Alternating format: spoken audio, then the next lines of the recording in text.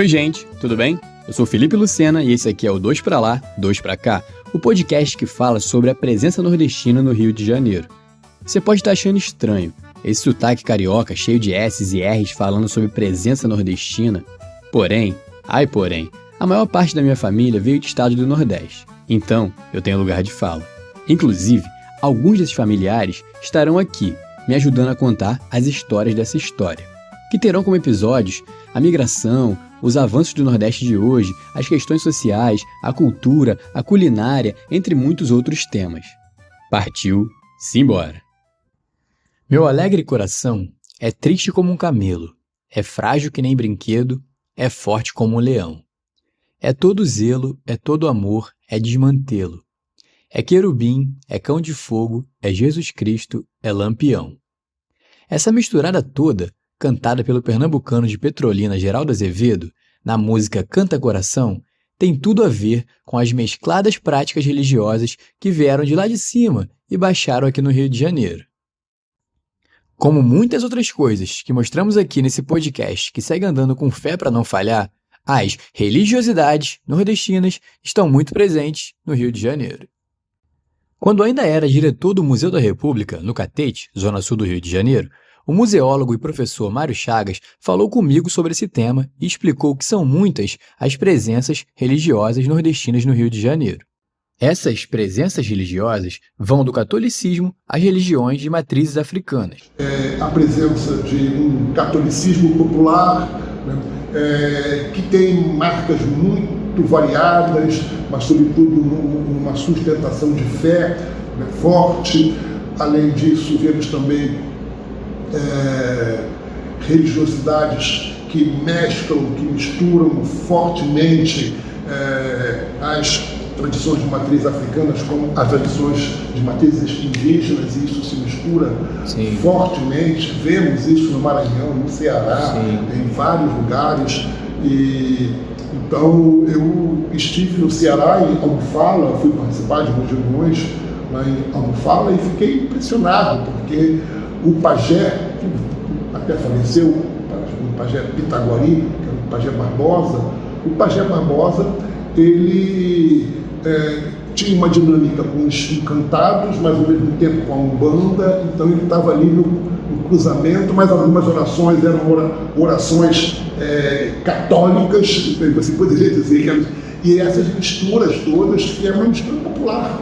Né? Então, porque a busca de certas purezas, né? Então ela não tem correspondência com o popular. O popular vai cuidando dessa dinâmica de fazer mais misturas, de fazer invenções, é como a vida é, né? Então, e a busca dos fundamentalismos, né, dessas purezas, isso na verdade são provocadores de mais males do que de bem-querenças. Então é produtor de males mesmo. Então tem práticas religiosas que elas são produtoras de malefícios, né, porque elas buscam esse fundamentalismo e querem também descriminalizar. Dizer, a minha religião é superior à sua religião. Essa religião que eu pratico é superior à que você pratica. E isso, no fundo, no limite, é uma oposição à liberdade de manifestação religiosa. Né? Então, o que o Nordeste contribuiu e continua contribuindo, está presente nas religiões de matriz afro, está presente, né, na Umbanda. Há uma coisa que se diz, a Umbanda nasceu no Rio de Janeiro. Né? Então, tem uma data para o nascimento da Umbanda, 15 de novembro de 1908, se não me engano. Né? Mas isso é uma vertente da Umbanda, porque outras manifestações já existiam em outros lugares, inclusive na região norte. Nós não estamos falando aqui da região norte, né? mas inclusive isso.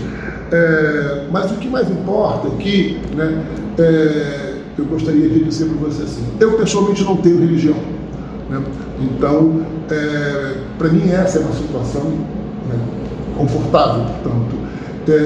Eu digo que não tenho religião, mas tenho religiosidade. Eu tenho um olhar, né, para a vida, um olhar de religiosidade para a vida, sem ter uma religião confessional, sem ter interesse numa religião específica. Mas isso me dá uma outra possibilidade, que é de olhar para as religiões buscando identificar nelas aquilo que eu considero que é mais importante para o nosso processo de humanização, de afirmação da vida, de defesa da vida, etc. Então, aqui no Museu da República, nós recebemos em 2020, no dia 21 de setembro de 2020, nós recebemos uma coleção que é chamada Acervo Nosso Sagrado, coleção Nosso Sagrado, que é uma coleção que é composta de 519 objetos sagrados, objetos que foram resultado de perseguição policial às casas de Umbanda, às casas de Candomblé, né? Então, as casas eram invadidas e, além de invadidas, as mães de santos, os pais de santos, os sacerdotes, as sacerdotisas eram presos, né? E os objetos guardados como provas de crime. Isso formou uma coleção. Hoje essa coleção vem para cá com decisão das lideranças religiosas. E ela tem essas marcas do Brasil, né? Então tem marcas nordestinas na coleção, tudo isso está aqui evidenciado, ainda que seja uma coleção de casas do Rio de Janeiro, casas, né, de religião que estavam em atuação na cidade do Rio de Janeiro, mas traz essas marcas do Brasil. Então, a Mãe Ninazinha de Oxum, que é uma das lideranças que lutou para que essa coleção estivesse aqui, né? Então, e você vê, ela é uma mãe de santo que está com 85, 86 anos, por aí, chama-se Mãe Ninazinha de Oxum.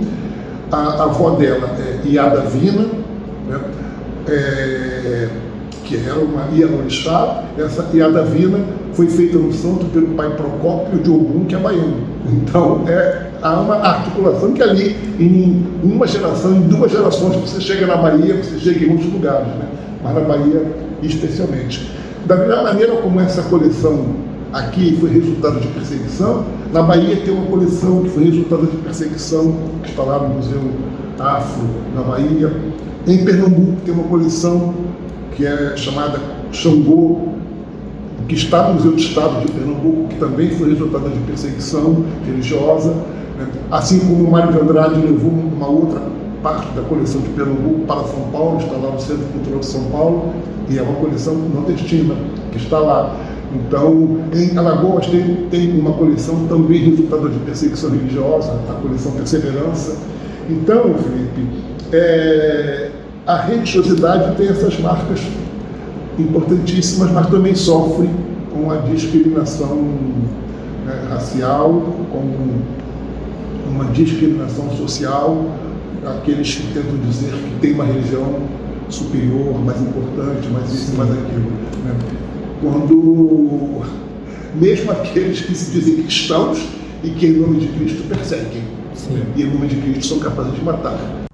Meu guru intelectual nesse podcast, o antropólogo Fernando Cordeiro, autor do livro Quase Sagrado Nordestinos no Rio de Janeiro, falou sobre o catolicismo popular, os casos únicos de Bahia e Maranhão, além de outras misturas Nordeste e Rio, para sincretismo nenhum chamar de pecado. Quando você pensa aí nessa troca, né,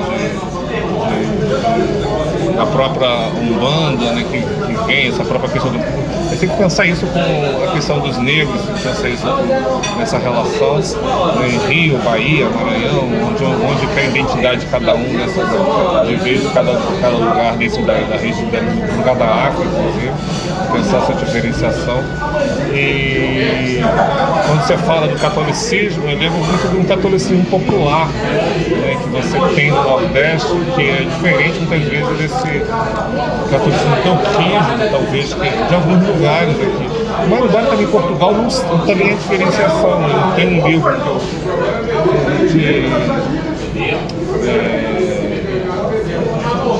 Pobres e Ricos Alentejo, José Coutilheiro, que é um antropólogo português, onde ele vai apresentar também um catolicismo popular, né, que eu acho que deve ter tido uma entrada muito forte lá na região nordeste. Você tem essa mistura dessa... Quem frequenta uma religião, uma igreja, vai perceber uma diferença imensa entre o outro. Claro que já tem umas mudanças hoje, teve a igreja, teve a libertação, teve uma entrada forte no meio agrário, você tem depois agora os carismáticos contra a visão. Mas não cheguei a pesquisar. Sei que tem um texto interessante